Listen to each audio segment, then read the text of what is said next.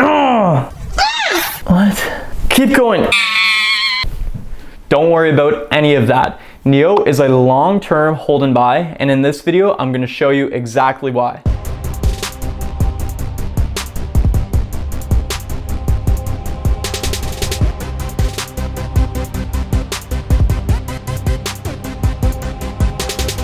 This crazy short-term volatility has investors completely panicked. What's the procedure? Go!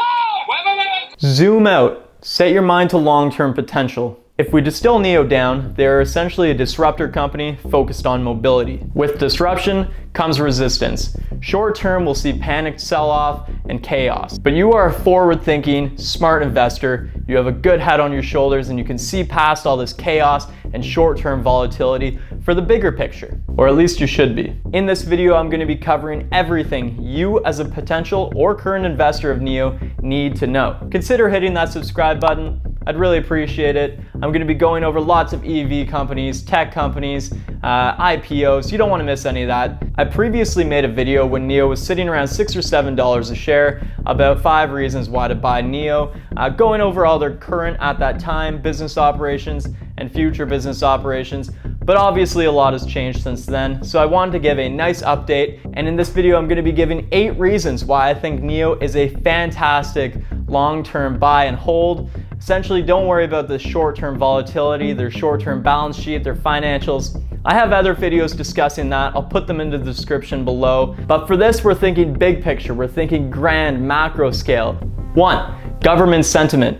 We're currently in a mass shift about the way people fundamentally think about mobility. With this comes implications for millions of people, government, investors all around the world, predominantly within the energy sector. The shift from combustion engines of gas and diesel towards a new era of clean, green is shifting away from a niche market into the minds of the mainstream. There is a mass shift in ideology, and maybe somewhat surprisingly, China is at the forefront of this change. Whereas just a few years ago it was certain brands pleading with the customer to go green and clean, it is now the customer demanding to the brands to go green and clean. Currently in China, approximately 5% of all vehicles on the road are electric. However, within the next 5 years, there is an estimated 25% compounded annual growth on this 5%.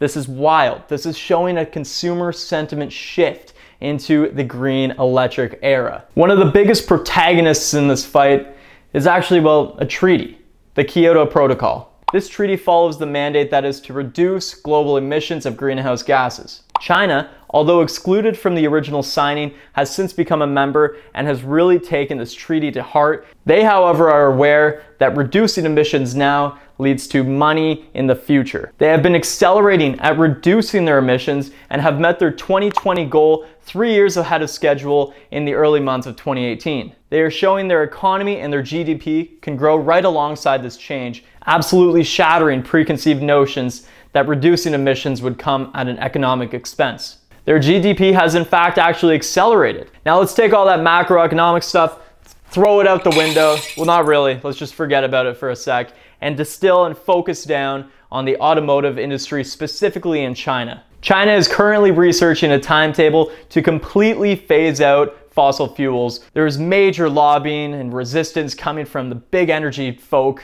but the writing is on the walls. It's going to happen. There is one thing you can be certain of, and that is for the future of vehicles, it will be green. Well, it could be any color, but it will be electric. Number 2, subsidy. China has recently taken a complete 180 and abolished plans that were to abolish the subsidy. They have instead extended the subsidy program, which applies to non-luxury new electric vehicles or NEVs till at least the end of 2022. This can save the consumer up to $3,500 USD, which can really go a far way, especially in a bruised economy. Alongside this, they have extended their subsidy program, which basically slashes out the purchasing tax on new electric vehicles. Now, the cap to this subsidy program was set at $42,000 USD, essentially excluding all luxury vehicles, which, as you might know, NIO, well, they kind of are. So this wouldn't apply to NIO? No, you're wrong. It does apply to NIO. Let's find out why. The Chinese government has stated that this program will indeed be applicable for cars with swappable, rechargeable, changeable batteries. And well, in NIO's luck, they are all of those things. You know what vehicle doesn't have a removable, changeable, swappable battery? Yeah, you guessed it, Tesla. Tesla's Model 3, being about $45,000 USD, is excluded from this program, and because their battery is not actually removable and changeable, they do not apply for the subsidy program. This is extremely good news for NIO. That brings us to number 3, government backing. The Chinese government claims that removable batteries will help reduce time at these charging stations and promote and incentivize more people to move to green electric cars. As you may be fully aware, NIO has recharging stations strategically placed all around mainland China that automatically take out your old useless battery and replaces it with a fully charged, ready to go battery in under 3 minutes. You have your new battery and you're off, you're zooming away. China claims that therefore this is so good that only they should receive this subsidy for electric vehicles. You could also take the point of view that China wants NIO to thrive. Local governments in China based in Hefei have a 24.1% stake in NIO and have formed a subsidiary company called NIO China. You could reasonably formulate an argument that the Chinese government wants NIO to thrive at all costs and dissuades buyers from purchasing foreign brands like Tesla. Now, this may not be the case. China could just be thirsty for removable batteries, but however you look at it, this boasts very well for NIO. Now, I've never owned an electric vehicle myself, but I have ridden a motorized electric scooter. And one thing I found with that motorized electric scooter was a thing called mileage anxiety. It's where you get very far away and then you start fretting that you're going to essentially run out of gas, but it's not like a gas station where there's tons of these. You need a battery charging station, and there's not many of those. A reason many potential buyers are dissuaded from buying electric is mileage anxiety, thinking that they are going to run out of battery or charge and have to go wait at one of these charging stations, if they can even find one, for a very long time. This problem is completely mitigated by NIO's rechargeable replaceable battery. They have recently completed 500,000 battery swaps at an average of $25 USD per, which is showing extreme health and that the technology is thriving. As more NIOs roll out onto the road, this is going to generate much more revenue for this division in NIO called NIO Power, which formulates and manufactures and handles all their things battery. NIO has also implemented NIO Power in the form of charging vans, trying to really decrease this mileage anxiety that consumers are feeling. There's a herd of these vans that come find you wherever you may be, and under 10 minutes can charge you up another 100 kilometers so you can get wherever you're going. Number 5, the EC6. I've talked about this vehicle before and how I think it's going to become NIO's top selling vehicle. It's their smallest vehicle thus far, and trends have shown that the Chinese consumer is moving and trending towards small. Smaller is better.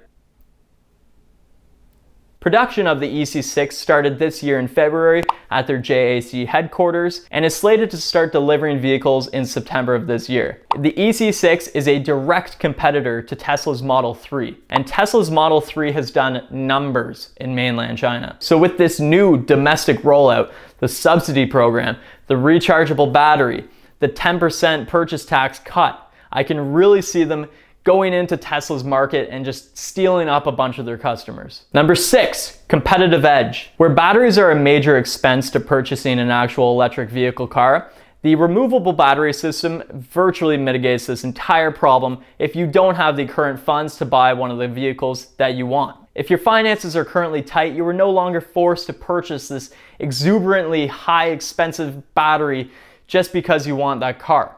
So you can essentially buy the shell of the car and then lease the battery and then go to one of these stations down the line when maybe you have a bit more money. You can then lease or buy a higher grade battery. This essentially lowers the price entry point to actually purchasing a NIO vehicle. This increases their market share as they are able to reach a much larger audience. 6, management.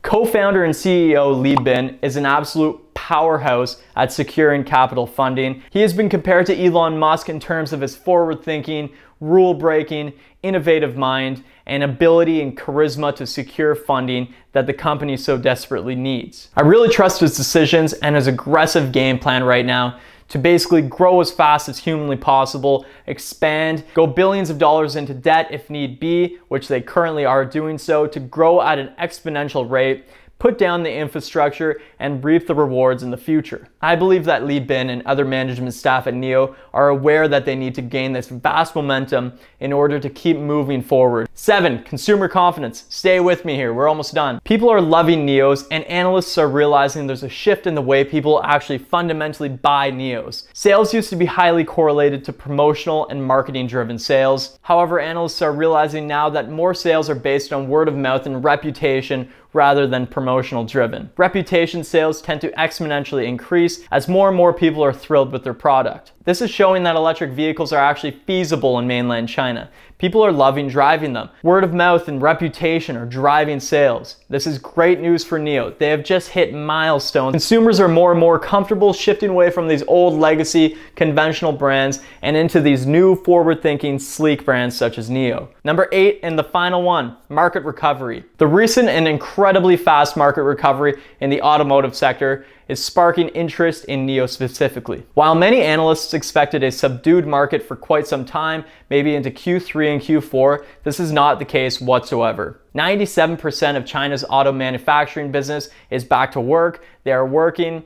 People are still driving. There was this thought that with the new normal, people wouldn't be driving as much, people wouldn't need as many places to go. The decentralization of workplaces would essentially force people to stay in their home base. However, this has not been the case, and especially not the case for NIO. Q2 exceeded their even best case scenarios. They sold 10,331 vehicles in Q2 out of their almost 50,000 vehicles. So a fifth of all the vehicles they've sold were in Q2 of this year alone. They've been a company since 2014. This is great news. This is exponential growth. This is exactly what we want to see. They have seen a 190.8% year-over-year growth, and 3,740 of these vehicles were sold in June alone. This is showing a market rebound. People are really buying and flocking towards NIO, and I can only expect the same thing in Q3 and Q4 because of these 8 reasons, but especially because they are releasing their EC6 later on this year. Again, we're thinking long-term gains, so let's not get ahead of ourselves. It's going to be a bumpy road in the short term, but we're not thinking about that. We're looking long term, baby. I really see big gains for this company if they can make it throughout the next couple of years, if they can keep securing all this capital funding, which I assume they will be able to because Li Bin is an absolute superstar. Thanks for watching, guys. Really do appreciate it. Hit that subscribe button if you can. Helps out the channel so much. Do the like thing, whatever. I can't talk anymore. My voice is parched. See you later. Have a good one.